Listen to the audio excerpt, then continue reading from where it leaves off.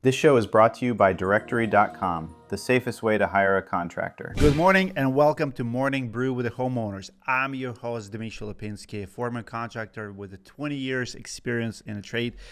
Get some coffee going, tea going, whatever you need to wake up today. I opted in today for my electrolyte water, actually. I figured out I'm drinking way too much coffee lately, and all I need today to really function is electrolytes. So I'm not sponsored by this brand. Is awesome. Salt of the Earth is the name. My co-hosts today are Randy Harteta and Jason Reisman from Florida and Texas. Good morning, guys. How are you? Good morning. Morning.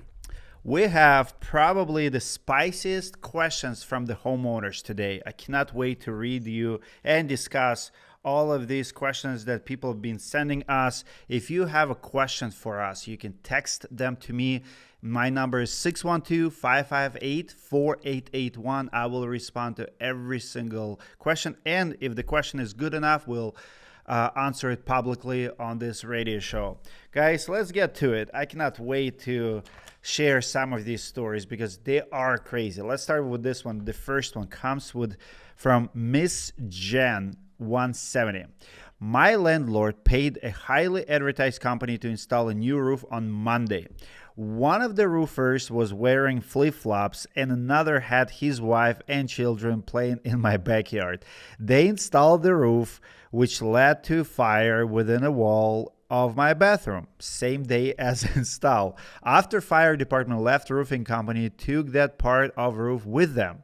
I don't know what they took, but I feel very uneasy about it. My question is, how common are accidents like this, and what is the correct way they should be handled? I'm a renter and a foster mom to a young child and feel like a burden has been placed on my family I didn't ask for. Crazy story. What do you guys think? Go ahead, Randy. I would actually say, first and foremost, bless you for being a foster mom. That's awesome. Second, I don't know what they were doing. I mean, outside of doing maybe some flat roofing where they were using a torch down product, I don't know what they were doing that would cause a fire. It's probably what it is. Looks like one of those additions. And yeah, that's the most common fires in the roofing industry. Torch down, maybe colder applications. I got an idea what the fire could be because I've seen this happen before. So a decking nail could penetrate and hit a live wire and cause a fire. And more than likely, the landlord had the roofer take the piece of plywood away. Just lack of evidence. It's probably not even the roofer. It's probably the landlord. Seen this happen before.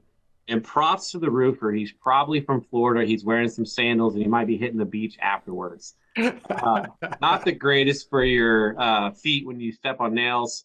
I went to a job site yesterday and came back, and you could hear the nails in my shoes.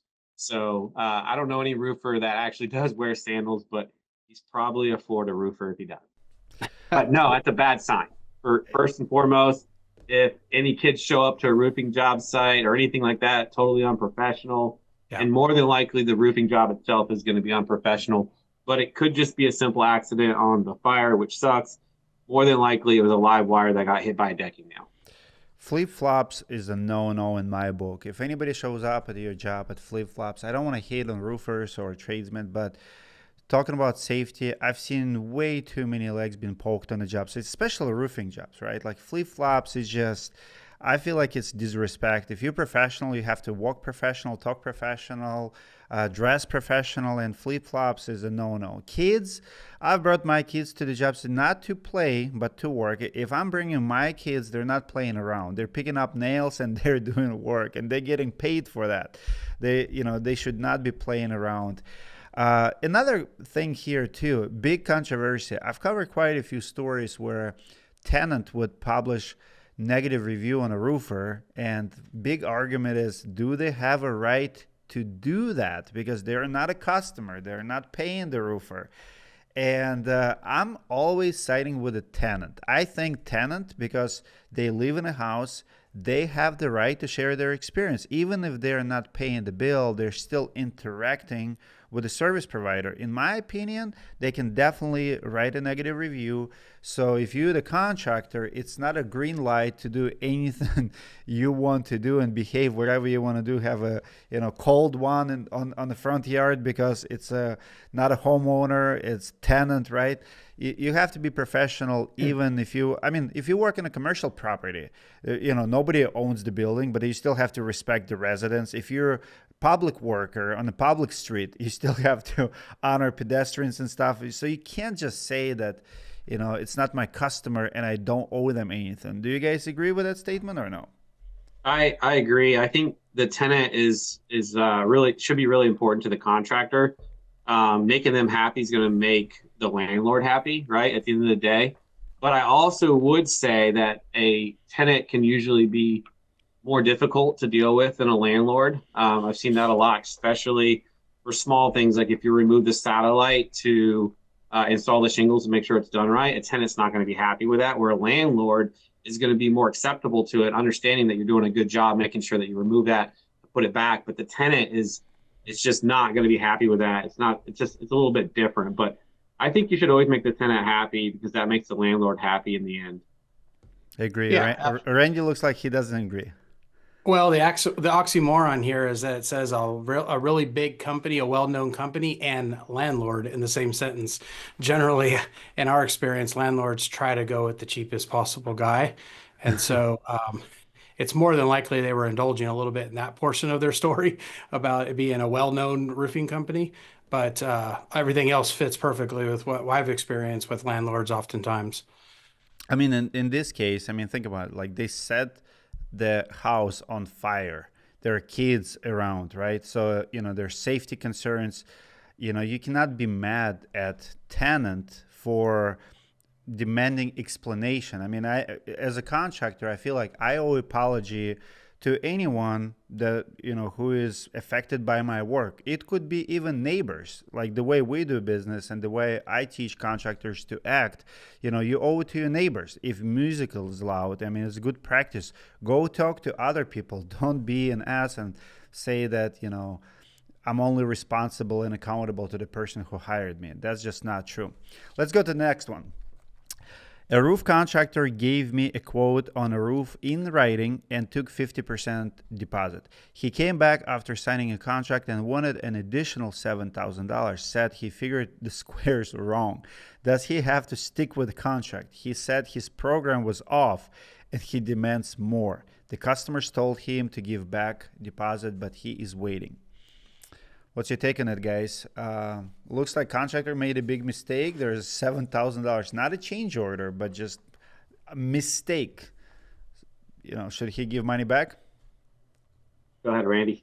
Yeah, I would on this one, I would say if the contractor was the one that truly made the mistake, then they need to eat it. At the end of the day, because there was a contract in place. That's why it's very important on your contract that it says, for example, ours says we will be removing one layer of roofing, because if we get up there and for whatever reason our guys didn't initially see it has two layers, well, then we have grounds to go back to the customer and say, hey, look, there's a second layer of roofing. I'm going to be charged for that, so I need that to be addressed.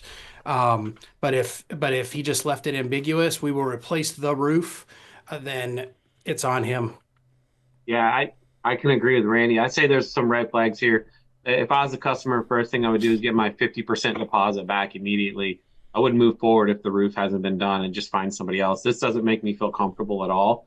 The way I look at it is sometimes we're over when it comes to the roof. We order too much or we bid the job too many squares of shingles, and we bring those shingles back. And so we don't usually give a discount, but then sometimes we're off and we don't have enough for the job. That's our fault. And so that's where we lose. So I kind of average that out for us. I don't charge the homeowner more when we're short. I see that as our fault. So that's kind of how I look at it. But I would definitely get my deposit back and move on if I was a homeowner at this point. 100% agree.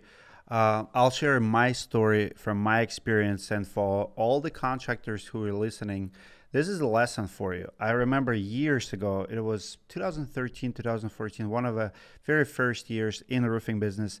I have a customer ask me to bid on a barn red CertainTeed shingles. For those of you who don't know, barn red is the most expensive shingles to produce. Like, they're just the cost of materials. Like, at that time, it was over 10 years ago, shingles were $80 roughly per square, and now like the red color was $140, almost double the price. Well, this contractor bid it on a project and he gave them, typical price. Like, he didn't account for the color and he didn't do his research. I did. So I gave the price. My price was, I want to say $2,000 or $3,000 higher than his bid. Homeowner calls me later, 2 weeks later. He did not go with me. He went with a cheaper bid.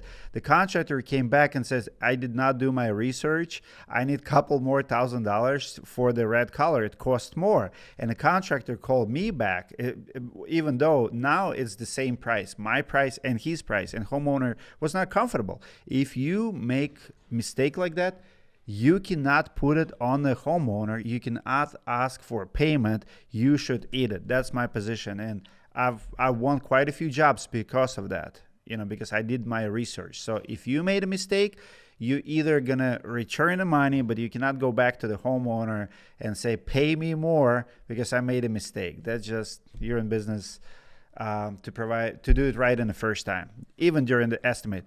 When we come back, we have more spicy stories for you. Today, we have way too many to share. We'll be back.